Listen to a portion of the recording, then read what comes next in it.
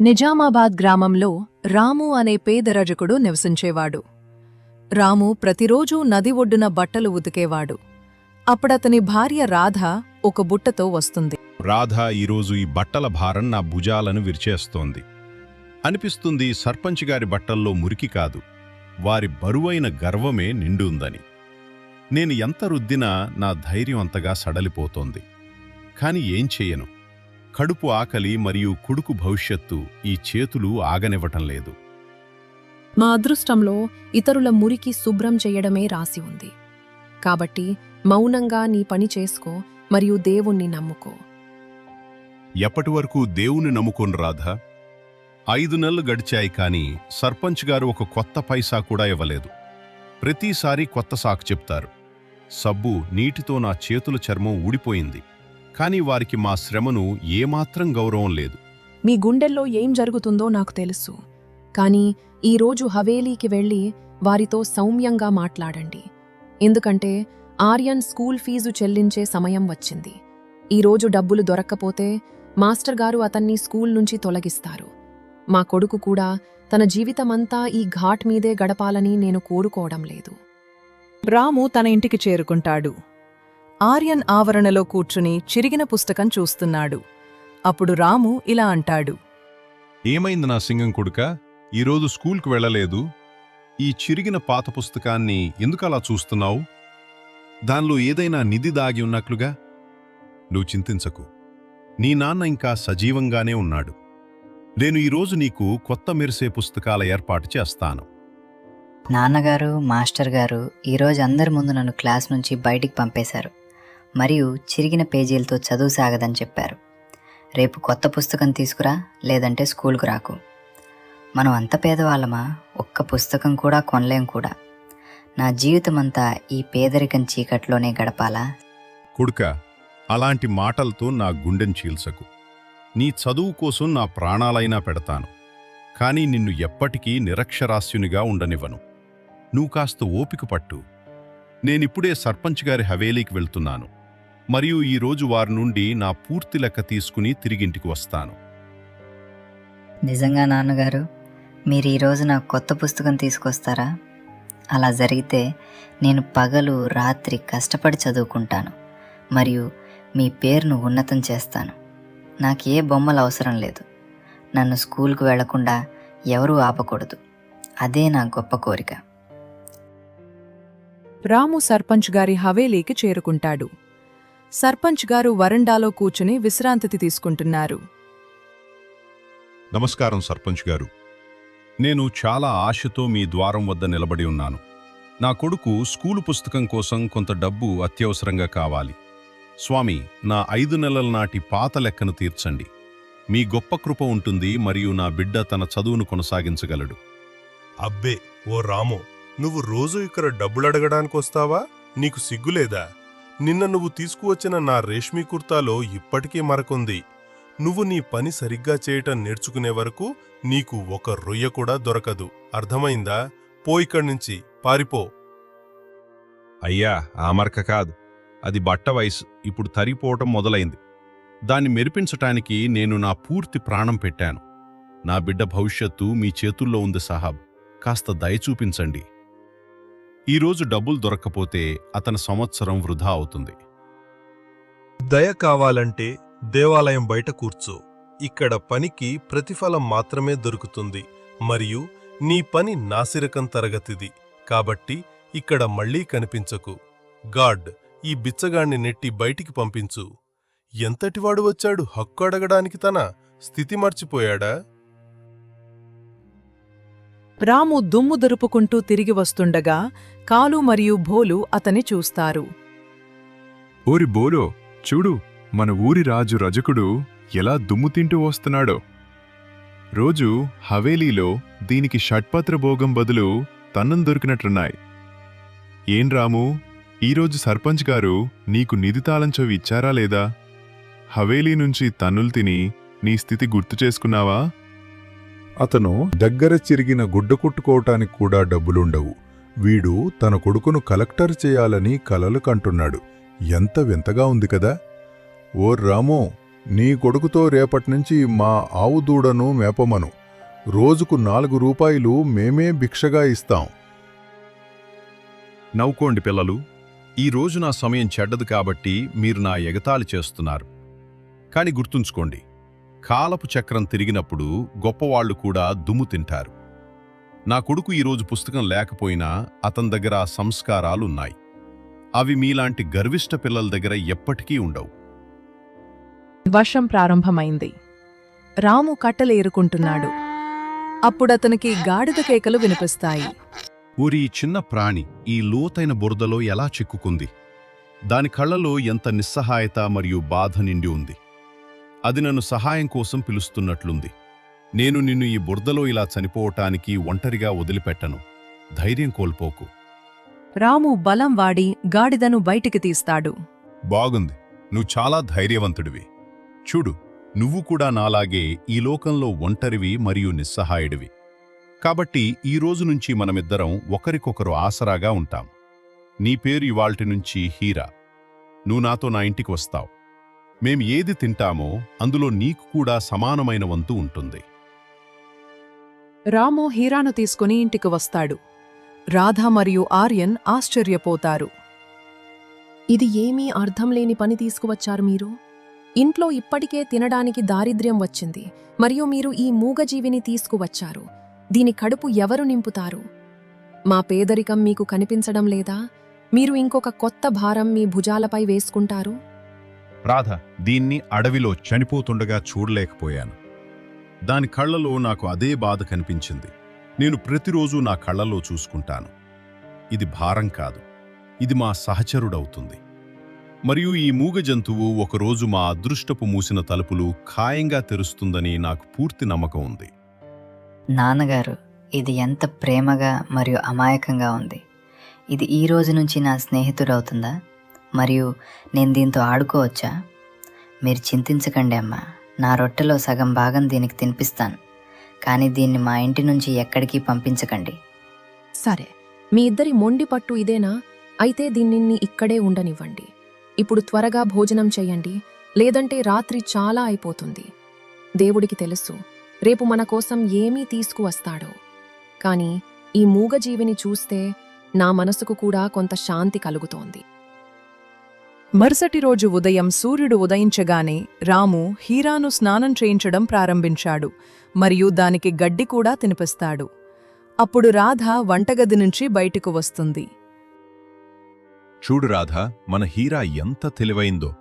నిన్న రాత్రి వర్షం తర్వాత ఇది పూర్తిగా నిశ్చలంగా నిలబడింది. దీనికి మనం కష్టాల్లో ఉన్నామనే తెలివి ఉన్నట్లు. దీని కళ్లలో నేను ఈ రోజు వరకు ఏ ఇతర జంతువులో చూడని మెరుపు ఉంది. ఇది మా ఇంటికి సంతోషాలు తెస్తుందని నేను భావిస్తున్నాను. సంతోషాలు అప్పుడే వస్తాయి, దీని తిండి ఏర్పాటు అయినప్పుడు.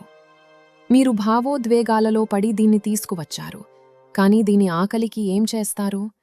ఇంట్లో నిల్వ ఉన్న చివరి నిత్యావసరాల డబ్బా కూడా ఖాళీ అవ్వబోతోంది, మరియు మీరు ఈ మూగజీవితో మాట్లాడుతూ సమయం వృధా చేస్తున్నారు.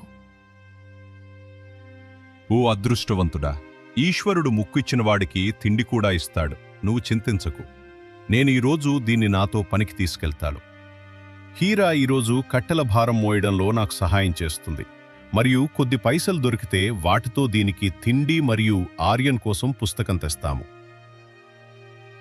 సరే, మీ మొండి పట్టు ముందు నేను ఓడిపోయాను. కాని దారిలో జాగ్రత్తగా ఉండండి, ఎందుకంటే ఊరివాళ్లు ఇప్పటికే మనల్ని ఎగతాళి చేస్తున్నారు. ఇప్పుడు ఈ గాడిదను చూస్తే ఏమేమి వ్యంగ్యాలు వింటారో. దేవుణ్ణి ఇంతే ప్రార్థిస్తున్నాను, ఈరోజు క్షేమంగా గడిచిపోవాలని.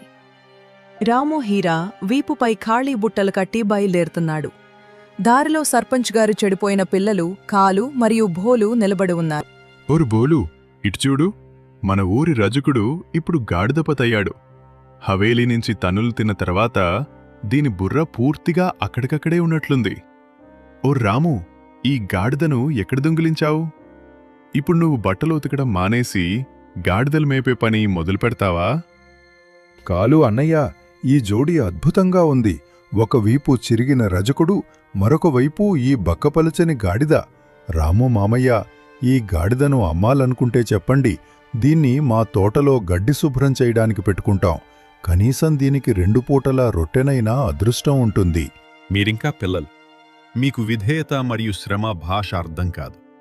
కాబట్టి మీ సమయాన్ని నా ఎగతాళి చేయటంలో వృధా చేసుకోకండి.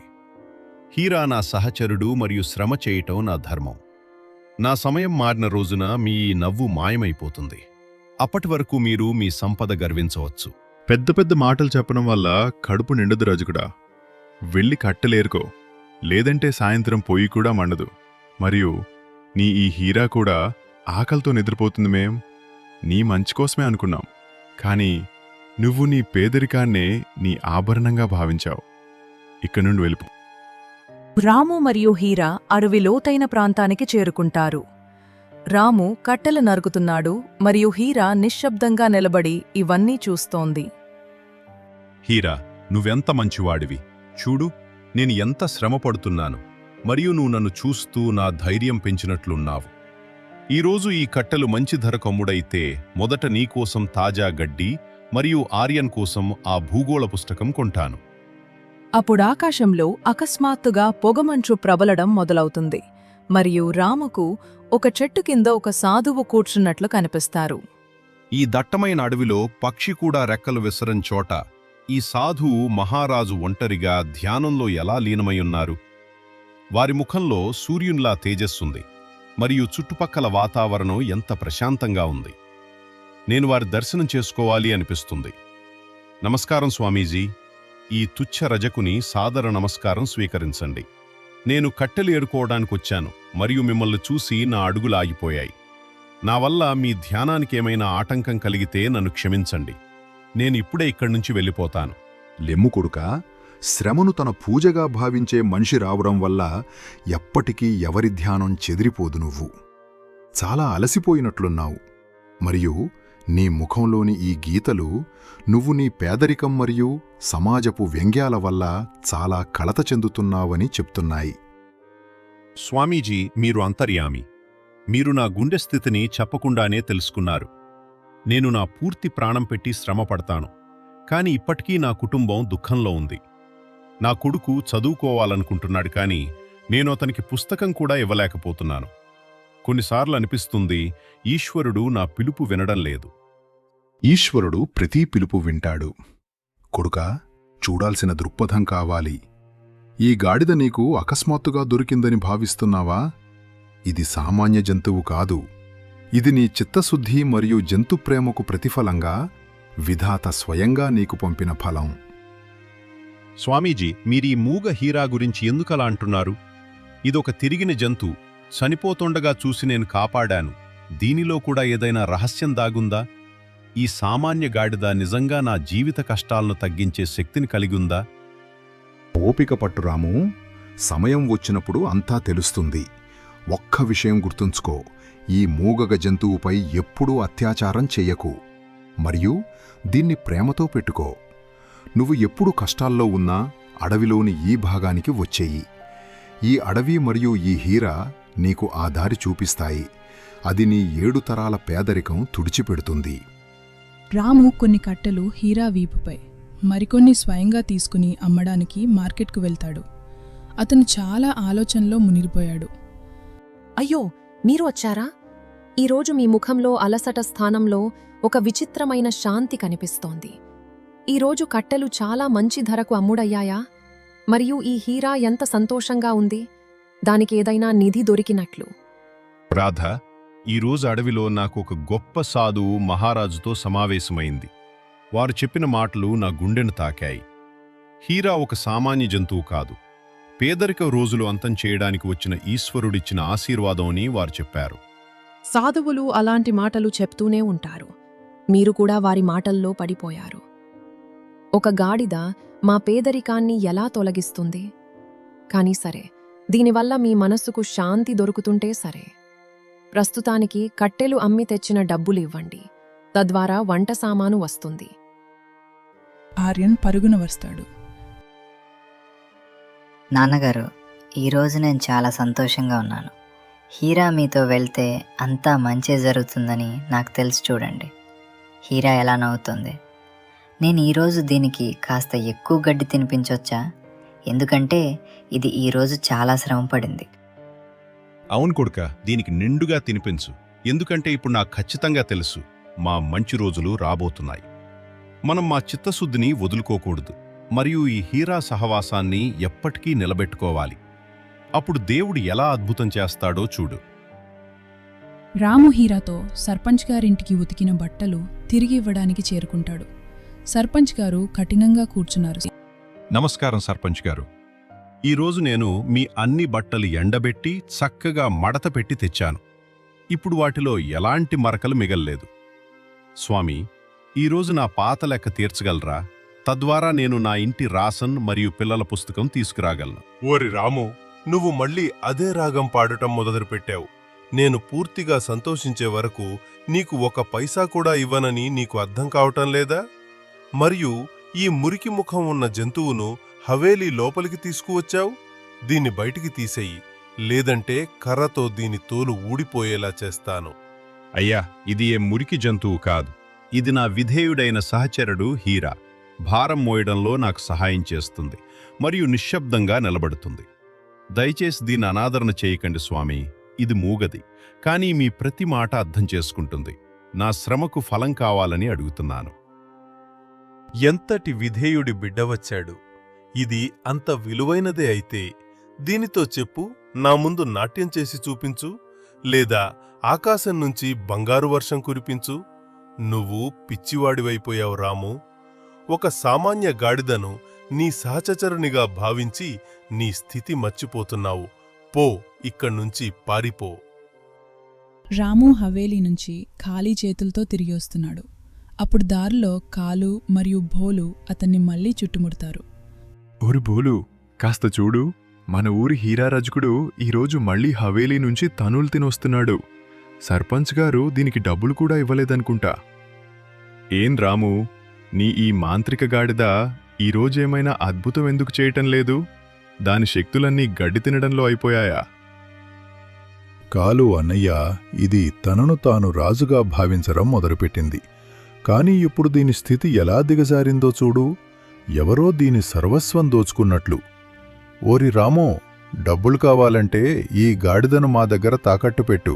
దీన్ని బావి నుంచి నీళ్లు తోడించే పనిలో వేస్తాం. మీరు నా పేదరికాన్ని ఎగతాళి చేయవచ్చు, కానీ ఈ మూగ హీరా అవమానం చేయకండి. ఎందుకంటే ఇది మీ ఆలోచన కంటే చాలా తెలివైంది. సమయం రానివ్వండి పిల్లల విధాత. కృప ఉన్న రోజున మీ నవ్వు కన్నీళ్లుగా మారిపోతుంది, మరియు మీరంతా చూస్తూ ఉండిపోతారు. రాము ఇంటికి చేరుకుంటాడు. ఆర్యన్ అతన్ని ఆశతో చూస్తాడు, కాని రాము ఖాళీ చేతులు చూసి బాధపడతాడు. నాన్నగారు, ఈరోజు కూడా మీరు ఖాళీ చేతులతో వచ్చారా? మాస్టర్ గారి మాట నిజమవుతుందా? మరియు నేను రేపటి నుంచి స్కూల్కి వెళ్ళడం మానేయాలా? నా బిడ్డ, ఈరోజు మళ్ళీ ఆ రాతి గుండె సర్పంచ్ నన్ను ఖాళీ చేతులతో తిప్పి పంపించాడు. కాని నువ్వు ధైర్యం కోల్పోకు. నేను ఈ రాత్రి మళ్లీ ప్రయత్నిస్తాను. నా ప్రాణాలే అమ్ముకోవాల్సి వచ్చినా నీకా పుస్తకం ఖాయంగా తెస్తాను. నువ్వు కాస్త ఓపిక పట్టు మరియు దేవుణ్ణి నమ్ముకో. నేనిప్పటికే చెప్పాను, ఈ ధనికుల నుండి ఆశించడం వ్యర్థం. కాని మీరు ప్రతిసారీ మీ అవమానానికి హవేలీకి వెళ్తారు. ఇప్పుడు ఇంట్లో ఒక్క గింజ కూడా మిగలలేదు. ఈ రాత్రి మనమందరం ఆకలితో నిద్రపోతాం. కాని ఈ హీరా పరిస్థితి ఏమిటి?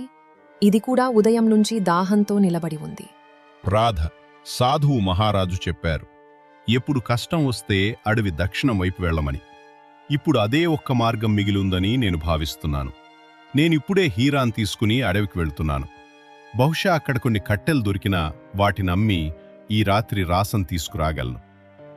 రాము మరియు హీరా అడవి దక్షిణం వైపుకు చేరుకుంటారు. అకస్మాత్తుగా హీరా ఒక ప్రత్యేక స్థలంలో ఆగిపోతుంది మరియు మట్టిని తవ్వమని సూచిస్తుంది. హీరా, నువ్వు అకస్మాత్తుగా ఇక్కడ ఎందుకు ఆగిపోయావు? మరియు ఈ మట్టిని ఎందుకు తవ్వమంటున్నావు? నీకిక్కడ ఏదైనా తినడానికి వాసన వస్తోందా? ఆగు, ఇక్కడ రాళ్ళు మరియు గులకరాళ్ళు మాత్రమే ఉన్నాయి. ముందుకు వెళ్దాం, లేదంటే చీకటి పడిపోతుంది మరియు మనం దారి తప్పిపోతాం. హీరా పదే పదే మట్టి వైపు సైగ చేస్తుంది. రాము మట్టిమి తవ్వగానే అకస్మాత్తుగా మట్టి కింద నుంచి ఒక పాత లోహపు మెరుపు కనిపిస్తుంది. ఇదేమిటి? మట్టి కింద ఏదో మెరుస్తోంది. ఇదొక పాత పెట్టెలా ఉంది. శతాబ్దాలుగా ఇక్కడ దాగి ఉంది. ఓ దేవుడా, ఇది నిజంగా సాధువు మహారాజు చెప్పిన అదే అద్భుతమా? నా కళ్ళు తేరిపారాయి. రాము తన చేతులతో మట్టిని తొలగించి ఒక చిన్న పెట్టెను బయటకు తీస్తాడు. రాము పెట్టెను తెరవగానే అందులో బంగారు నాణేలతో నిండిపోయి ఉంది. బంగారం, నిజమైన బంగారు నాణేలు. నేను కలగంటున్నానా లేదా నిజంగా నా పేదరికపు రోజులు ఇప్పుడు అంతం కానున్నాయా? హీరా, నువ్వు అద్భుతం చేశావు. నువ్వు నిజంగా సామాన్య జంతువు కాదు. నువ్వు దేవుడు పంపిన దూతవు. నా మునిగిపోతున్న నావను ఒడ్డుకు చేర్చావు. రాము నాణేలను తన సంచిలో దాచుకుని హీరాతో ఇంటికి చేరుకుంటాడు. అతని ముఖం సంతోషంతో ప్రకాశిస్తోంది. అయ్యో, మీరు కట్టెలు తీసుకోవడానికి అడవికి వెళ్లారు. కాని ఇది ఖాళీ చేతులతో ఎందుకు వచ్చారు? మరియు మీ కళ్లలో ఈ అసాధారణ మెరుపు ఏమిటి? అడవిలో మీకు ఏదైనా నిధి దొరికిందా?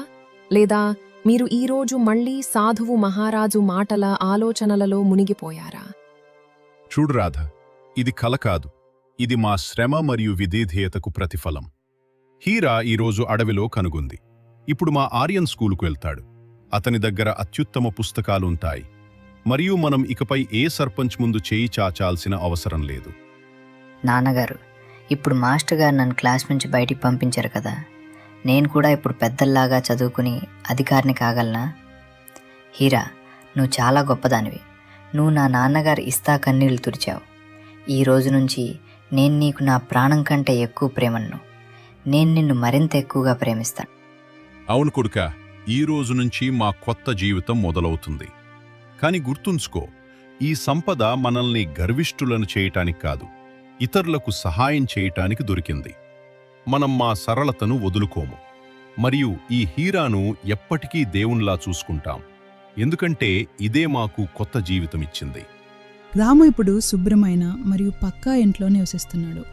ఆర్యన్కు కొత్త పుస్తకం దొరికింది. ఆర్యన్ స్కూల్కు వెళ్లడానికి సిద్ధంగా నిలబడి ఉన్నాడు. ఈరోజు నీ దగ్గర కొత్త పుస్తకాలున్నాయి మరియు కొత్త బ్యాగ్ కూడా ఉంది. ఇప్పుడు నిన్ను ఎవరూ స్కూల్ నుంచి బయటికి పంపించరు. గుర్తుంచుకోయి, సంపద మరియు సుఖ సౌకర్యాలన్నీ మనకు మా హీరా వల్లనే దొరికాయి. ఎప్పుడూ గర్వించకు. నాన్నగారు, నేను ఎప్పటికీ మర్చిపోను. మీరు మరియు అమ్మ ఎంత పేదరికం అనుభవించారు. నేను బాగా చదువుకుంటాను మరియు పెద్ద మనిషిగా మారి ఊరికి సేవ చేస్తాను. హీరా నా సోదరుని లాంటిది. నేను స్కూల్ నుంచి తిరిగి వచ్చి ముందుగా దానికే తాజా గడ్డి తినిపిస్తాను. మీరు చింతించకండి. అప్పుడు రాధ వంటగది నుంచి బయటికి వస్తుంది. నిజంగా ఎక్కడ మనం ఒక్కొక్క గింజకు ఆశపడ్డామో ఈరోజు మన దగ్గర ప్రతిదీ ఉంది. ఇదంతా దేవుని మరియు ఆ సాధువు మహారాజు ఆశీర్వాదం. ఒక చిన్న గాడిద మన జీవితాన్ని ఇలా మారుస్తుందని నాకు ఇప్పటికీ నమ్మకం కలగడం లేదు. ఏదో కల నిజమైనట్లు. రాధ, ఇది కల కాదు, సత్యం మరియు చిత్తశుద్ధికి ఫలం. అది మనకు దొరికింది. హీరా మనకు డబ్బు మాత్రమే కాదు, స్వాభిమానం కూడా ఇచ్చింది. ఇప్పుడు మనం ఎవరి ముందు చేయి చాచాల్సిన అవసరం లేదంతేకాకుండా ఇప్పుడు మనం ఇతరులకు సహాయం చేయగల సామర్థ్యాన్ని సంపాదించుకున్నాం. సర్పంచ్ గారు ఇప్పుడు అనారోగ్యంగా మరియు విచారంగా ఉంటారు. వారి వ్యాపారం నష్టాల్లో నడుస్తోంది. రాము అక్కడి నుంచి వెళ్తుండగా సర్పంచ్ గారు అతన్ని ఆపుతారు. రాము, నేను బయటకు గెంటేసిన చాకలివాడేనా నువ్వు? నిన్ను చూడగానే నా కళ్ళు పెద్దవయ్యాయి. చాలా ఆశ్చర్యపోయాను. నువ్వు అడవిలో ఏదో దాచిన నిధిని కనుగొన్నావని విన్నాను. నీ సంపదలోంచి కొంచెం నాకు అప్పుగా ఇస్తావా? సర్పంచ్ గారు, డబ్బు చేతిమైలు. ఈరోజు నా దగ్గర ఉంది, రేపు మరొకరి దగ్గరుంటుంది. కానీ మానవత్వం అనేది గొప్ప సంపద. మీరు నాకు రొట్టె అవసరమైనప్పుడు నన్ను అవమానించారు. కానీ నేను అలాంటివాణ్ణి కాదు. మీ అనారోగ్యం మరియు ఇరుకులో మీకు నేను ఖచ్చితంగా సహాయం చేస్తాను. నన్ను క్షమించు రాము. నేను ఎప్పుడూ పేదరికాన్ని ఎగతాళి చేశాను మరియు శ్రమ చేసేవారిని నీచంగా భావించాను. ఈరోజు నా గర్వం మట్టిలో కలిసిపోయింది. నీ గొప్పతనం నా కళ్ళు తెరిపించింది. నువ్వు నిజంగా ఒక సత్యవంతుడివి మరియు చిత్తశుద్ధి కలిగిన మనిషివి. నా తప్పుకు నేను చాలా పశ్చాత్తాపపడుతున్నాను. పశ్చాత్తాపమే గొప్ప ప్రాయశ్చిత్తం సర్పంచ్ గారు. ఇప్పుడు మీరు విశ్రాంతి తీసుకోండి మరియు దేవుని నామం స్మరించండి. నేను రేపే మీ ఇంటికి రాసన్ మరియు మందులు పంపిస్తాను. ఎందుకంటే కష్టంలో ఎవరికైనా ఉపయోగపడ్డమే నిజమైన ధర్మం. మరియు నా హీరా కూడా అదే బోధిస్తుంది. కాలు మరియు భోలు ఇప్పుడు రామును చూసి దాక్కోడానికి ప్రయత్నిస్తారు. రాము వారి దగ్గరకు వెళ్లి ఆగుతాడు. రాము మామయ్య, మమ్మల్ని క్షమించండి. మీరు మరియు హీరాలను ఎగతాళి చేసినందుకు మేము చాలా తెలివి తక్కువ వాళ్ళం. శ్రమకు ప్రత్యామ్నాయం లేదని మరియు ఏ మూగజీవిని అవమానించడం పాపమని ఇప్పుడు మాకర్థమైంది. అవును మామయ్య, ఆర్యన్ ఇప్పుడు పట్నంలోని పెద్ద స్కూల్లో చదవబోతున్నాడని విన్నాము. మీ రోజులు మారినందుకు మాకు చాలా సంతోషంగా ఉంది. ఇప్పుడు మేము ఎప్పటికీ ఏ పేదవారిని ఎగతాళి చెయ్యము మరియు మా స్వంత శ్రమతో ఏదైనా సాధించి చూపిస్తాము. మమ్మల్ని ఆశీర్వదించండి. మీరిద్దరూ ఇంకా యువకులే. మీ శక్తిని సరైన దారిలో పెడితే మీరు కూడా అభివృద్ధి చెందుతారు. ఇతరులను చిన్నచూపు చూడ్డం మానేయండి. శ్రమ చేయండి మరియు తల్లిదండ్రులకు సేవ చేయండి. ఇదే విజయానికి చిన్న మరియు ఖచ్చితమైన మార్గం. నా ఆశీస్సులు మీకు ఎల్లప్పుడూ ఉంటాయి. రాము తను సాధ మహారాజును కలిసిన అదే చెట్టు దగ్గరకు హీరాను తీసుకువెళ్తాడు. కాని అక్కడ ఎవరూ లేరు. సాధు మహారాజ్, మీకు కృతజ్ఞతలు తెలియజేయడానికి వచ్చాను. మీ ఆశీస్సుల వల్ల ఈరోజు నా కుటుంబం సంతోషంగా ఉంది. నా కుమారుని భవిష్యత్తు కూడా మెరుగుపడింది. ఎక్కడికి వెళ్ళిపోయావు? నా పిలుపు విని ఈ అడవిలో ప్రత్యక్షమైన దేవుడివేనా నువ్వు? అప్పుడు గాలిలో ఒక సాధువు స్వరంలా ప్రతిధ్వని వినిపిస్తుంది. కొడుకా రాము, నేను ఎక్కడికీ వెళ్ళలేదు. నేనేను నీ చిత్తశుద్ధి మరియు సన్మార్గంలోనే వసిస్తున్నాను.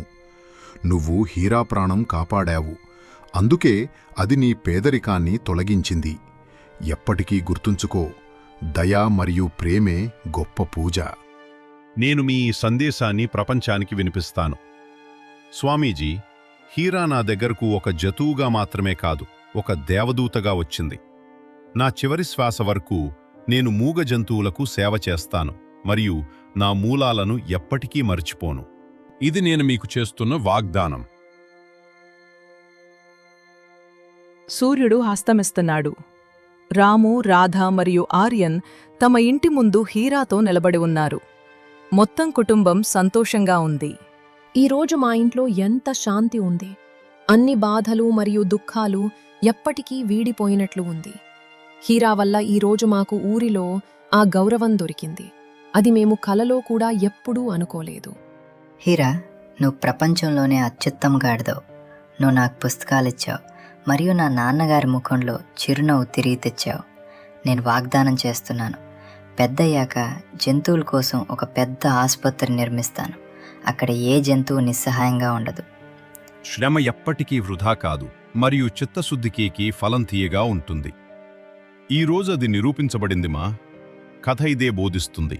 సమయం ఎంత చెడ్డదైనా ఉద్దేశ్యం శుభ్రంగా ఉంటే ఈశ్వరుడు స్వయంగా సహాయం చేయడానికి చేయి చేస్తాడు. ఈ కథ నుండి మనకు ఈ విద్య దొరుకుతుంది. చిత్తశుద్ధి ఫలం ఎప్పటికీ వృధా కాదు. కథ నచ్చితే లైక్, సబ్స్క్రైబ్ చేయండి.